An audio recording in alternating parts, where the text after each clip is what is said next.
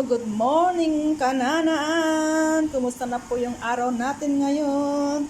Nakatutok po itong camera ko sa aking lulutuin, sa aking kasirola.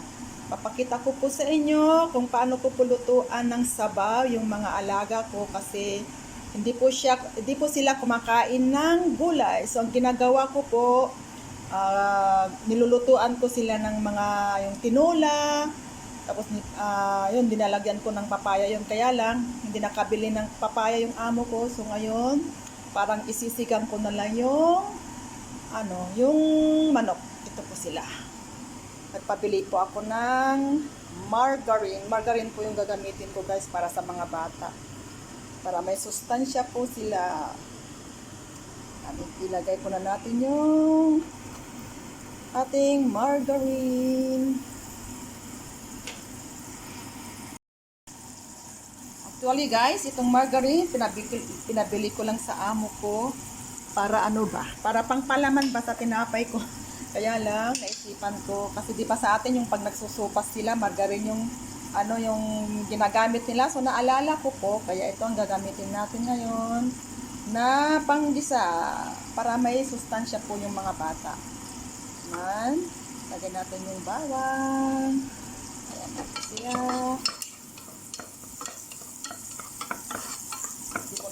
Hawak-hawak ko po yung kasi wala pong yung itong cellphone ko po sira yung pang front na camera niya kaya hinahawakan ko na po.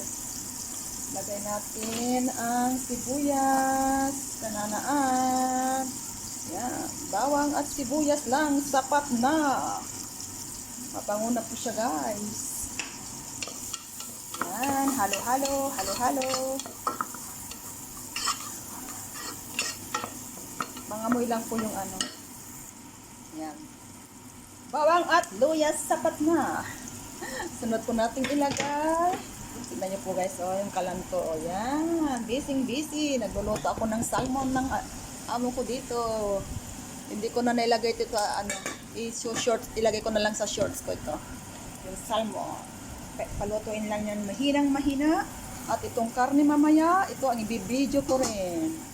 So, ito, kabisi, sinanaan, tuwing linggo, guys. So, ilagay na natin yung ating manok.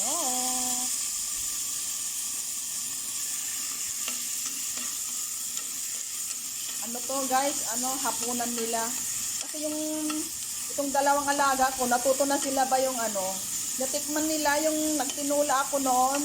Tapos, hinalo ko sa kanin nila. Gusto nilang humigop ng sabaw. So, ganun na lang ginagawa ko once a week. Para may gulay naman po yung mga bata. Yung sabaw lang ba? Tapos nilalagyan ko yung papaya.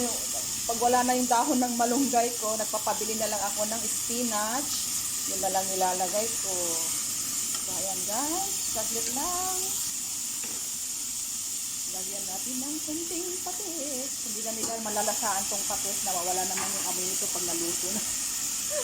Pag yung ginigisa lang yun, nangangamoy antot.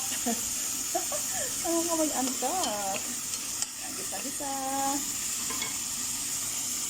Lagyan natin ng konting asin guys. Yan na. Ito yung ano to? So. White, ay Arabic naman. Arabic ba? Arabic.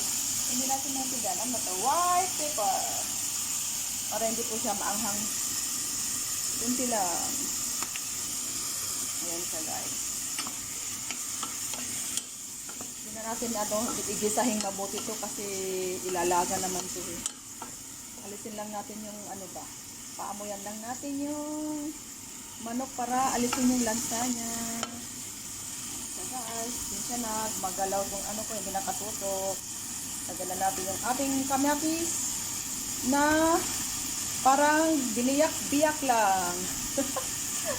Pinaapat ko lang maluluto. Kasi yung mga alaga ko, ayaw nila ng pag yung sabaw naman, sinasala ko kasi ayaw nila yung makakita ng something daw. I don't want something. Sabi nila. Kaya ito, nilagay ko. Yan. Okay na yan guys. Palapasin natin yung apoy. At lagyan natin ng sabaw. Yung babae na alaga ko, sabaw lang ang gusto. Pero itong lalaki, sinisingit ko yung manok. Yung babae, ayaw niya ng manok talaga. Yung lang, drumstick lang na luto. Yeah, marami ng sabaw, guys. Hintayin lang natin na kumulo. So, takpan natin, guys. Hintayin natin na kumulo, guys. So, saglit lang po.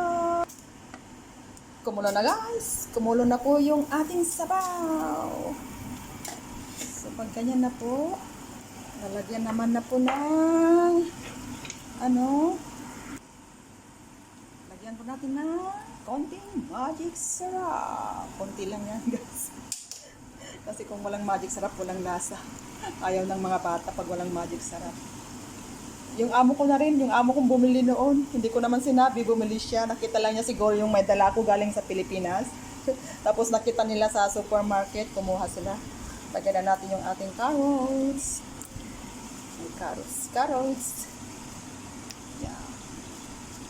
Ito lang po yung gulay na available dito po sa Bahrain. Kung ano po yung meron sa bahay, yun na lang po ang ilagay natin. At saka nagpabili po ako ng Baguio beans, kaya lang parang na to, parang matanda na. Hindi marunong yung mga amo ko na bumili, basta pindot sila ng pindot. Ayan. So, ayan na lang natin luto yung ating mga gulay, guys. Bago natin ilagay yung repolyo. Ito ganito yung repolyo. Kasi ito, matagal na to. Nilagay ko sa freezer, guys. Ganun ako mag-reserve ng ng mga gulay dito. Nilalagay ko sa freezer. So, takpan muna natin, guys, ang ating sabaw. Hanggang maluto po yung gulay natin.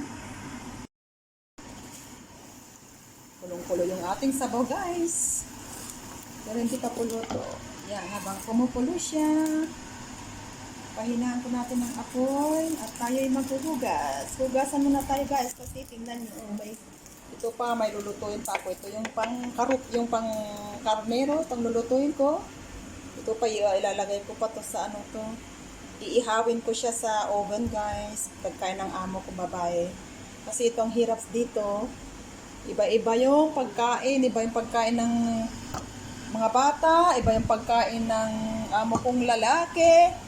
Ito naman, salmon. Salmon siya, guys. Naluto ko na siya. Tapos, ito. Kamote sa amo kong babae. So, hugas muna tayo, guys. Kasi, may ipunan ako ng trabaho kung hindi ako maghuhugas. So, standby lang po tayo, guys. Ganito po yung buhay sa abroad. Pag nasa kusina, makalat. Sabay dot-do. Okay, hugas muna tayo, guys. So, ayan, guys. Medyo hindi pa kumulo kasi pinahinaan ko ng apoy. Ayan. Ilagay na natin, guys, yung ating repolyo. Frozen po siya, guys, kasi nilagay ko sa freezer. Ayan, guys. Para po yung lasa ng repolyo mapunta po sa sabaw. Para higupin ng mga bata yung sabaw. So, ayan. Hayaan muna natin yan hanggang lumabas po yung lasa ng manok at mga gulay, guys. Malapit na po yung maluto. Saglit lang po. So, guys, ito na nga. Luto na po ang ating sabaw. Ayan na po. Ito natin, luto na po yung mga gulay. Malambot na sila. Hindi na mahagilap yung mga manok. Malambot na rin yung manok, guys. Ngayon, tikman na lang natin kung okay na po yung timpla niya. Sarap na siya, guys. So, ayan na po. Nakaluto na naman po tayo ng isang soup sabaw ng mga bata, guys. So, off na natin yung kalan. Okay, salamat, guys. At Nakagawa na naman po tayo ng isang vlog. Sana po wag po kayong magsawa na manood ng aking video. At kung nagustuhan niyo po ito, huwag kalimutan i-like, subscribe, and share na rin po. Salamat po, Kananaan. God bless you more. I love you all, guys.